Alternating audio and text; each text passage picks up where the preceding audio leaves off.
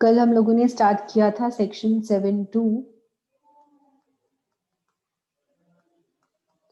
7.2 non taxable supplies.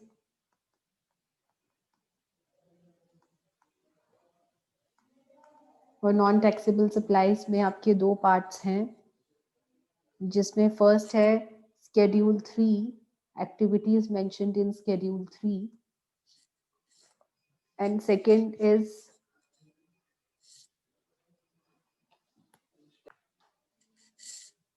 in second part activities undertaken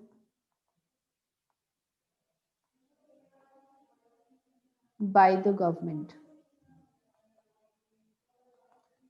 और इसमें हम ये वाला पार्ट कंप्लीट कर चुके थे कि कोई भी एक्टिविटीज, कोई भी ऐसी गतिविधियां जो कि गवर्नमेंट करती है या गवर्नमेंट आपको किसी तरह की एक्टिविटी सप्लाई करती है,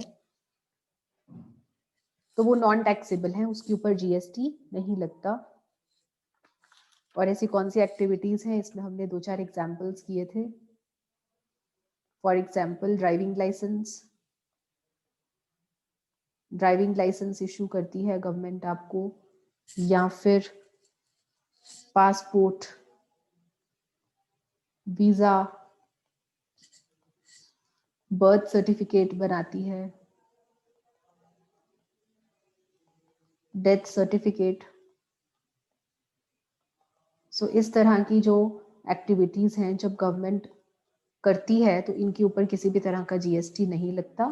these are non taxable supplies. उसके बाद हमने Schedule 3 स्टार्ट किया था। Schedule 3 में क्या एक्टिविटीज हैं, कुछ पार्ट हम इसका कंप्लीट कर चुके हैं, आपके सिर्फ 2 पॉइंट्स रहते हैं इसमें। Schedule 3 में मैंने आपको बताया था, फर्स्ट इज अगर एम्प्लॉयर को सर्विसेज प्रोवाइड करता है तो इसके ऊपर जीएसटी नहीं लगता, this is non taxable supply. Second, court या tribunal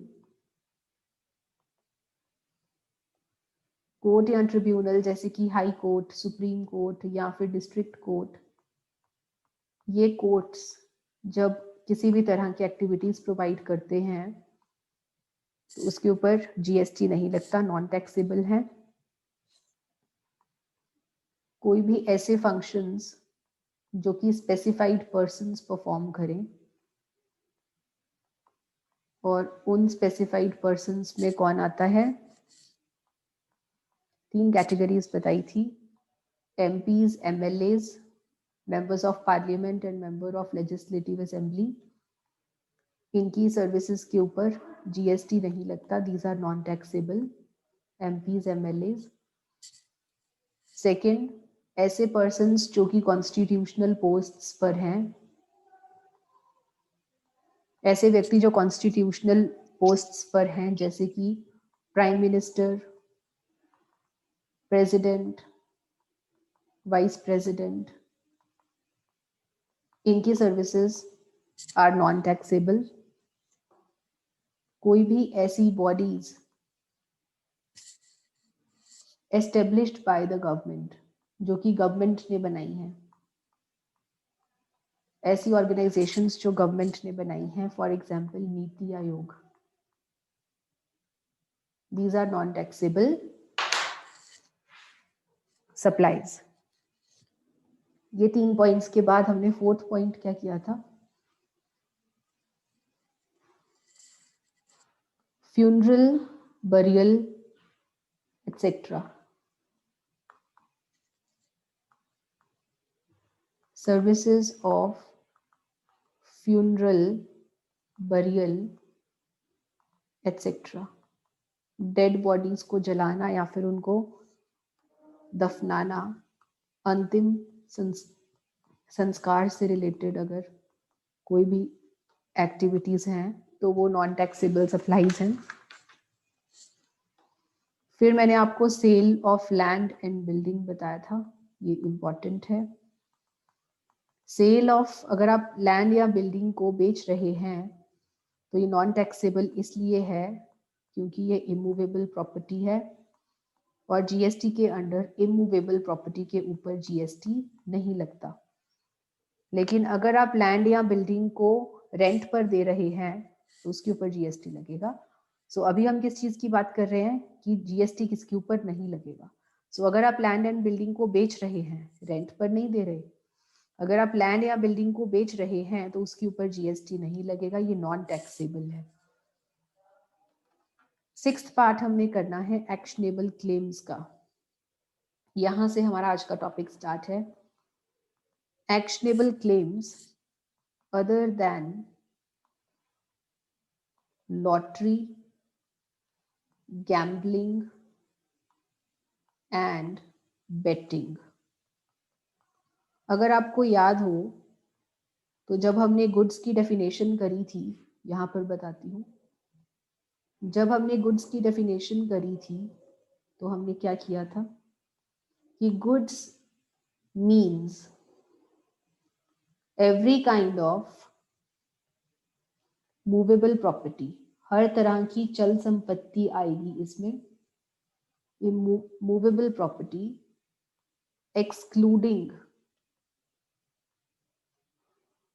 excluding money and securities. कि मनी और सिक्योरिटीज गुड्स में नहीं आते, दैट मीन्स मनी और सिक्योरिटीज के ऊपर जीएसटी नहीं लगेगा। And includes actionable claims, growing crops, grass, ये सब किया था हमने जब हमने गुड्स की डेफिनेशन करी थी। सो गुड्स में क्या आता है, गुड्स में एक्शनेबल क्लेम्स भी आते हैं। और एक्शनेबल क्लेम्स का मैंने आपको मतलब क्या बताया था, किसी भी तरह का कर्जा या फिर डेट। सो जो एक्शनेबल क्लेम्स हैं वो गुड्स हैं, तो गुड्स हैं तो इसके ऊपर जीएसटी लगेगा। लेकिन यहां पर उसने क्या बोला है कि actionable claims are non taxable. यहां पर वो क्या बोल रहा है कि एक्शनेबल क्लेम्स गुड्स तो हैं, एक्शनेबल क्लेम्स गुड्स तो हैं, लेकिन ये गुड्स नॉन टैक्सेबल हैं। एक्शनेबल क्लेम्स के ऊपर जीएसटी नहीं लगेगा, ये नॉन टैक्सेबल हैं। Other than, what do you mean other than? Other than मतलब इन्हें छोड़कर, इन्हें छोड़कर।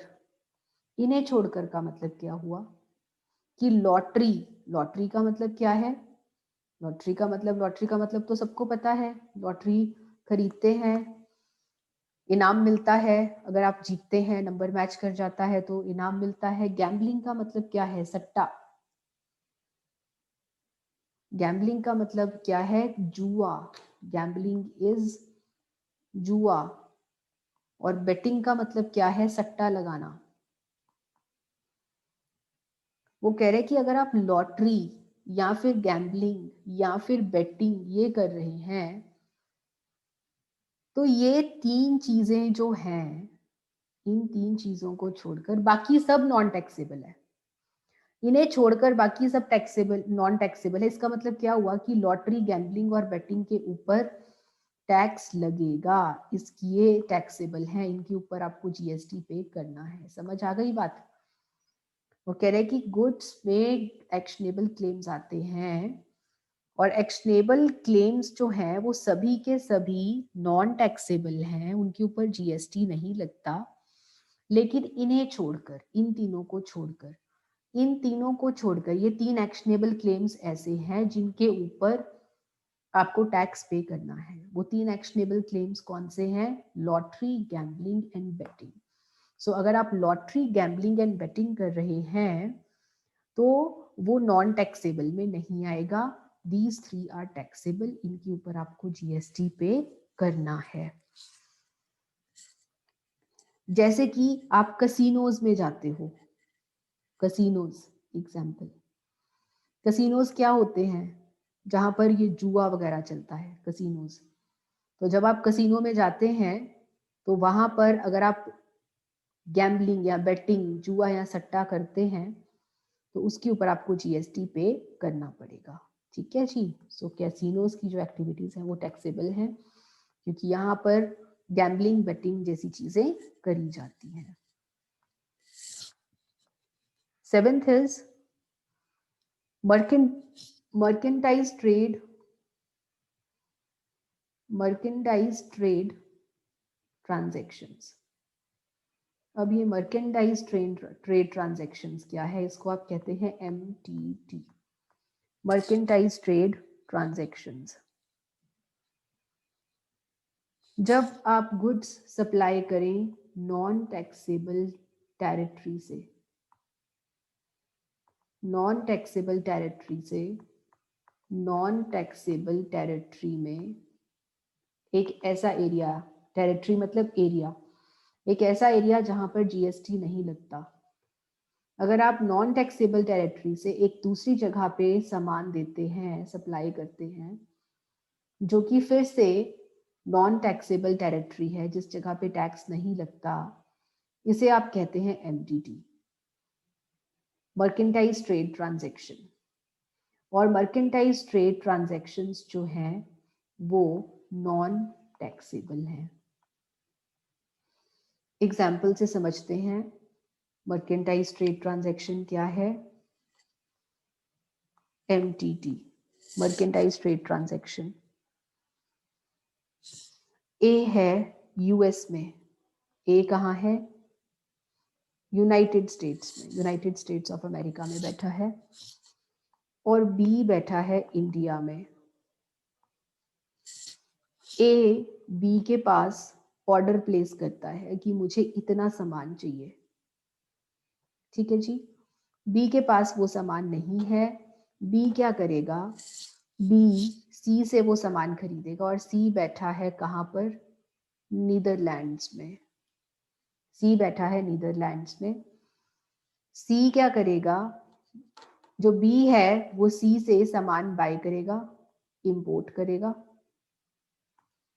और ये सामान यहां से लेकर ये ए को दे देगा। लेकिन हुआ क्या, बी कहता है कि तुम सामान डायरेक्ट मुझे देने की बजाय तुम मुझे दोगे, फिर मैं ए को दूंगा। इससे बेटर क्या है कि तुम सामान डायरेक्टली कहाँ पे डिलीवर कर दो, कहाँ पे डिलीवर कर दो, कहाँ पर पहुंचा दो, कहाँ पर पहुंचा दो, डायरेक्टली ए के पास पहुंचा दो। ठीक है जी। क्या हुआ, ए ने ऑर्डर प्लेस किया बी के पास कि मुझे कुछ सामान चाहिए। ठीक है जी, चाहिए। बी वो सामान सी से मंगवाएगा, पहले सी से इंपोर्ट करेगा और फिर उस सामान को ए को भेजेगा। ऐसा करने की बजाय बी ने क्या कहा कि तुम मुझे डिलीवर करने की बजाय सामान को डायरेक्टली ए के पास पहुंचा दो यूएसए में। ठीक है।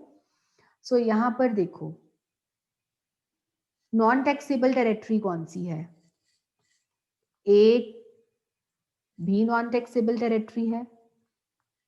क्या है नॉन टैक्सेबल टेरिटरी, यहां पर अगर आप एक्सपोर्ट करते हैं तो आपको टैक्स पे नहीं करना पड़ता। सिमिलरली जो नीदरलैंड्स है, यहाँ पे भी इंडियन जीएसटी नहीं लगता, तो ये भी नॉन टैक्सेबल टेरिटरी है। ये इंडिया है, इंडिया क्या है, इंडिया में जीएसटी लगता है, तो India is a taxable territory. अब सामान का फ्लो कहाँ गया, कहाँ से कहाँ, नॉन टैक्सेबल टेरिटरी से नॉन टैक्सेबल टेरिटरी में। देखिए, नॉन टैक्सेबल जगह से नॉन टैक्सेबल जगह पे जो सामान है वो पहुंच गया। क्या सामान इंडिया में आया, क्या सामान की फिजिकल डिलीवरी इंडिया में हुई, नहीं। क्या गुड्स जो है इंडिया में आए, नो। गुड्स कहाँ चले गए, गुड्स नीदरलैंड्स से यूएस से पहुंच गए। ओके, पहुंच गए। जो नीदरलैंड्स है ये भी नॉन टैक्सेबल टेरिटरी है, यहाँ पर जीएसटी नहीं लगेगा। इंडिया का जीएसटी क्यों लगेगा यहाँ पर, और यूएस में भी इंडिया का जीएसटी क्यों लगेगा? This is also non taxable territory, क्योंकि जो सामान है वो नॉन टैक्सेबल टेरिटरी से नॉन टैक्सेबल टेरिटरी में जा रहा है। तो ऐसी ट्रांजैक्शन को आप क्या कहते हैं? इस ट्रांजैक्शन को आप क्या कहते हैं? This transaction is known as merchandise trade transaction. और जो मर्केंडाइज ट्रेड ट्रांजैक्शन है ये नॉन टैक्सेबल होती है, इसके ऊपर आपको टैक्स पे नहीं करना होता। दिस इज नॉन टैक्सेबल, और इसके ऊपर आपको जीएसटी पे नहीं करना, क्योंकि सामान इंडिया में तो पहुंचा ही नहीं, बाहर के बाहर ही चला गया। ठीक है जी। सो मर्केंडाइज ट्रेड ट्रांजैक्शंस जो होती हैं वो भी नॉन टैक्सेबल होती हैं। लास्ट पॉइंट है आपका यहाँ पर supply of warehoused goods and high sea sales. देखिए यहाँ पर दो पार्ट्स हैं, दो चीजें हैं यहाँ पर, एक पार्ट ये है और एक पार्ट ये है। Supply of warehouse goods and high sea sales, ये दोनों रिलेटेड है इंपोर्ट से। किससे संबंधित है?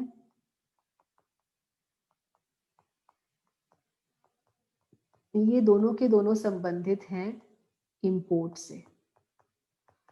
जब आप सामान बाहर से मंगवाते हैं तो क्या चलता है प्रोसेस? देखिए बच्चे, पहले हम ये पार्ट करते हैं। This is your part 1 and this is your part 2। इसके दो हिस्से हैं, तो पहले पार्ट 1 करते हैं। Supply of warehoused goods.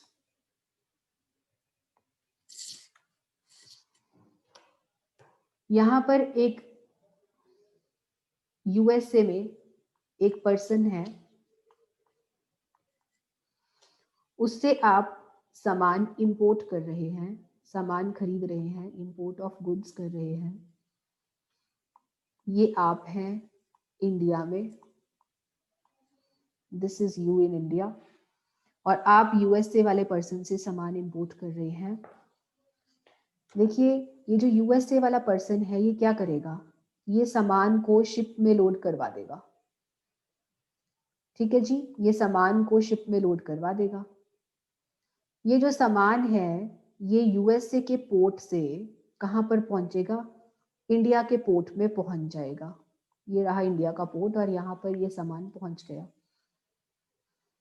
अब इंडिया के पोर्ट पे पहुंचकर यहाँ पर आपको बहुत सारी फॉर्मेलिटीज पूरी करनी पड़ती हैं, कागजी कार्रवाई करनी पड़ती है, उसके बाद ही आप ये सामान छुड़वा सकते हैं। आपने कागजी कार्रवाई शुरू करी और ये सामान यहाँ से अनलोड करवा के, अनलोड मतलब उतरवा कर इसको आपने कहाँ पे शिफ्ट कर दिया? वेयर हाउस में। वहां पर जब आप पोर्ट पे होते हैं ना, तो पोर्ट का एरिया कोई छोटा नहीं होता, बहुत बड़ा पोर्ट होता है। वहां पर अलग अलग पर्पसेस के लिए अलग अलग एरियाज होते हैं। तो एक जगह थी जहां से आपने सामान अनलोड करवाया, अनलोड करवाकर आपने कागजी कार्रवाई पूरी करके वो जो सामान है वो वहां का जो वेयर हाउस था, गोदाम, वहां पर रखवा दिया। अब ये जो वेयर हाउस है ये किसके अंडर है? ये पोर्ट अथॉरिटीज के पास है ये वेयर हाउस। जब वेयर हाउस में से आप फिर से कुछ कागजी कार्रवाई पूरी करते हैं, जब आप ये कागजी कार्रवाई पूरी करते हैं उसके बाद आपको क्लियरेंस मिल जाती है, क्लियरेंस फॉर होम कंजम्पशन। आपको अगर आप यहाँ से सामान निकलवाना चाहते हैं तो आपको क्लियरेंस मिल जाती है होम कंजम्पशन के लिए, कि अब आप इसको यहाँ से निकलवा के अपनी कंट्री में ले जा सकते हो, इंडिया के एरिया में ले जा सकते हो, डोमेस्टिकली इसको आप सेल कर सकते हो। ये सारा प्रोसेस चलता है। आप ऑर्डर प्लेस करते हैं यूएसए वाले पर्सन के पास, यूएसए वाला पर्सन गुड्स शिप में लोड करवा के इंडिया में भेजता है। ये इंडिया का पोर्ट है, इंडिया के पोर्ट में आप सामान अनलोड करवाते हैं और कागजी कार्रवाई पूरी करके वेयर हाउस में डाल देते हैं। उस वेयर हाउस में से भी अगर आपको सामान निकलवाना है तो आपको फिर से कुछ कागजी कार्यवाही पूरी करनी पड़ती है, और उसके बाद आपको जो सामान है वो इंडिया में सेल करने के लिए मिल जाता है। ठीक है जी, ये प्रोसेस है। अब देखिए, अगर आप इस स्टेज पर हैं, यहां पर हैं आप, यहां पर आपका सामान गोदाम में पड़ा है, आप इस स्टेज पर हैं, आपने अभी इस सामान को होम कंजम्पशन के लिए क्लियरेंस नहीं ली। क्लियरेंस मतलब परमिशन, अप्रूवल नहीं ली अभी आपने होम कंजम्पशन के लिए। अभी आपका सामान पोर्ट पर ही पड़ा है, ये देखिए, ये पोर्ट पर ही पड़ा है आपका सामान। अभी पोर्ट में एक वेयर हाउस है, वहां पर आपका सामान पड़ा है। आपने क्या किया, आपने सामान यहीं से ना सेल कर दिया, आपने सामान यहीं से सेल कर दिया। आप यहाँ तक पहुंचे ही नहीं, आप क्लियरेंस फॉर होम कंजम्पशन तक पहुंचे ही नहीं। आपने पोर्ट से ही, पोर्ट के जो वेयर हाउस था, आपने पोर्ट के वेयर हाउस से ही सामान जो है उसको सेल कर दिया, यहीं से सेल कर दिया। कहां पर, मान लीजिए आपने इसको सेल कर दिया कनाडा, सेल कर दिया, या फिर चलिए जी यूके ले लेते हैं। आपने ये सामान एक्सपोर्ट कर दिया यूके, यूके सेल कर दिया आपने। इसे, इस प्रोसेस पे अगर आप सेल कर देते हैं तो ये हो जाता है non taxable. This is non taxable, इसके ऊपर जीएसटी नहीं लगेगा। सिंपल। ठीक है जी, ये प्रोसेस समझ में आया आपको? ये सारा इंपोर्ट प्रोसेस चलता है, यहाँ पर आकर आपको क्लियरेंस मिल जाती है होम कंजम्पशन के लिए। लेकिन अगर आपने अभी होम कंजम्पशन के लिए क्लियरेंस नहीं ली, before clearance for home consumption अगर आप गुड्स को सेल कर देते हैं कहीं और, किसी और कंट्री में, तो इसे नॉन टैक्सेबल सप्लाई माना जाता है, इसके ऊपर जीएसटी नहीं लगता। इसमें सेकंड पार्ट आपका है high sea sales. High sea sales. अब हाई सी क्या होता है? हाई सी होता है समुंदर में। आपने सामान, ये देखिए, आपने सामान यूएसए से मंगवा रखा था, ये अभी समंदर में ही है, यहां पर है अभी, ऑन द वे, रास्ते में, यहीं पर है अभी। आपने क्या किया, आपने अभी सामान रास्ते में था और यहीं पे आपने इस सामान को सेल कर दिया, रास्ते में ही आपने इस सामान को सेल कर दिया। इसे आप कहते हैं हाई सी सेल। तो अगर सामान रास्ते में हो और अगर आप उसको सेल कर दें, रास्ते में ही सामान को सेल कर दें, उसके ऊपर कोई टैक्स नहीं लगता, जीएसटी नहीं लगता। आइए इसको इस पॉइंट में अलग से कर लेते हैं। यूएसए में एक्सपोर्टर है, आप इंडिया में हैं इंपोर्टर। आप यहां से सामान इंपोर्ट कर रहे हैं, आपका शिप अभी रास्ते में है, ऑन द वे है, आपका सामान आ रहा है और आपने रास्ते में ही, रास्ते में, रास्ते को आप यहाँ पर क्या कहेंगे? हाई सी, हाई सी,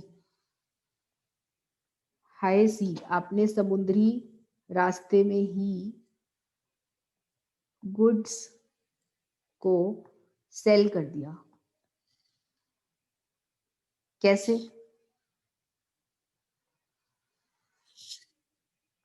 आपने यहां पर, मान लीजिए इस रास्ते में, यहां पर कहीं पे किसी और कंट्री का पोर्ट आता था, रास्ते में किसी और कंट्री का पोर्ट आता था, ये सामान बस आपने यहीं पे डिलीवर करवाने के ऑर्डर्स दे दिए। क्या है ये? हाई सी सेल। तो जब आप गुड्स को रास्ते में ही सेल कर देते हैं अभी आपके पास नहीं पहुंचे, रास्ते में ही सेल कर दिया, तो इसको आप नॉन टैक्सेबल सप्लाईज कहते हैं, इसके ऊपर जीएसटी नहीं लगता। ओके जी, so these are the 8 points of non taxable supplies. ऐसी सप्लाईज जो सप्लाईज तो हैं लेकिन इनके ऊपर टैक्स नहीं लगता। इसके 2 पार्ट्स हैं, गवर्नमेंट की एक्टिविटीज और स्केड्यूल 3। गवर्नमेंट की एक्टिविटीज हम डिस्कस कर चुके हैं। स्केड्यूल 3 में अगर एम्प्लॉयर को सर्विसेज प्रोवाइड करता है नॉन टैक्सेबल है, कोर्ट ट्रिब्यूनल की सर्विसेज नॉन टैक्सेबल है, एमपीज एमएलएज कॉन्स्टिट्यूशनल पोस्ट्स और bodies established by government non taxable हैं, अंतिम संस्कार की सर्विसेज नॉन टैक्सेबल हैं, लैंड एंड बिल्डिंग को आप सेल कर रहे हैं नॉन टैक्सेबल है, सारे एक्शनेबल क्लेम्स नॉन टैक्सेबल हैं सिर्फ इन 3 को छोड़कर। दैट मीन्स ये 3 नॉन टैक्सेबल नहीं है, इनके ऊपर टैक्स लगेगा। मर्केंटाइज ट्रेड ट्रांजैक्शंस, जब आप एक नॉन टैक्सेबल टेरिटरी से गुड्स को दूसरी नॉन टैक्सेबल टेरिटरी में सप्लाई कर देते हैं विदाउट टचिंग इंडिया, इसे आप मर्केंटाइज ट्रेड ट्रांजैक्शन कहते हैं और ये नॉन टैक्सेबल होता है। Warehouse goods and high sea sales, और वेयरहाउस गुड्स में यहाँ पर हम मानते हैं कि अगर आप बाहर से सामान इंपोर्ट कर रहे हैं और वो इंडिया के पोर्ट में एक वेयरहाउस में है और वेयरहाउस से ही आप इसको किसी और कंट्री में सेल कर देते हैं, तो इसे आप नॉन टैक्सेबल सप्लाई में मानेंगे, जीएसटी पे नहीं करना। हाई सी सेल्स, आपने सामान बाहर से इंपोर्ट किया है, रास्ते में है, रास्ते में ही आप उस सामान को सेल कर देते हैं, दिस इज नॉन टैक्सेबल। और इसके बाद हमारा एक लास्ट पार्ट आता है जो कि मैंने आपको 3rd कैटेगरी करवाई थी, वो क्या थी? Declared supply. Very simple, declared supply, declared का मतलब होता है घोषणा करना या फिर घोषित करना। कभी कभी जो सरकार है, जो गवर्नमेंट है, वो कह देती है कि ये गुड्स को आप, कि कौन से सप्लाई ऑफ गुड्स को आप गुड्स नहीं मानेंगे और कौन से सप्लाई ऑफ सर्विसेज को आप सप्लाई ऑफ सर्विसेज नहीं मानेंगे, या फिर कौन सी सप्लाई ऐसी है जिसको आप ना ही गुड्स मानोगे ना ही आप सर्विस मानोगे, इसे आप कहते हैं डिक्लेयर्ड सप्लाई। जहां पे सरकार घोषणा कर देती है कि इन गुड्स को या इन सर्विसेज को आप सप्लाई में नहीं कवर करोगे, या सप्लाई में कवर नहीं होगा तो उसके ऊपर जीएसटी नहीं लगेगा। सो ऐसी कौन सी supply of goods and services हैं जो गवर्नमेंट ने घोषित करी हैं? ये घोषणा टाइम टू टाइम बदलती रहती है। यहाँ पर आपको गवर्नमेंट की नोटिफिकेशन देखनी पड़ती है, वहां से आपको पता चलता है।